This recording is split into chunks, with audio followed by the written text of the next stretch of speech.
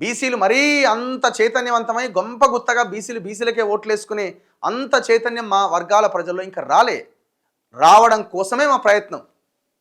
ఆ ప్రయత్నంలో ఒక అడుగు ముందుకేసినాం. కనీసం ఆ గ్రామాల్లో మాట్లాడేటోడు లేకుండే కదా నిన్న మొన్నటి దాకా.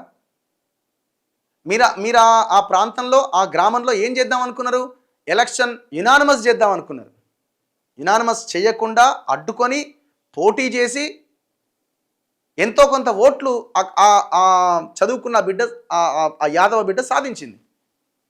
దిస్ ద ఫస్ట్ విజయంగా మేము భావిస్తున్నాం దీన్ని. కోమటిరెడ్డి వెంకటరెడ్డి అక్కడ ఉన్న 3 గ్రామాలను యునానిమస్ చేద్దామని ప్రయత్నం చేసిండు, కుదరలే, పోటీకి దిగిర్రు. మీరు పక్కనే మీ చిన్న గ్రామం ఎంత? ఎల్లమ్మగూడెం 700 ఓట్లు.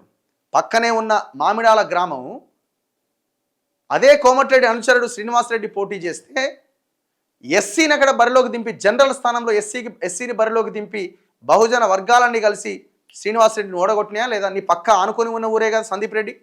మరి అక్కడ ఎట్లా గెలిచింది? ఎట్లా సాధ్యమైంది? ఇది మేము సాధించిన విజయం. ఇది ఆ శ్రీనివాసరెడ్డికి సంబంధించి కూడా మాట్లాడిన ఈ వేదిక నుంచి, ఆ మామిడాల గ్రామం గురించి కూడా.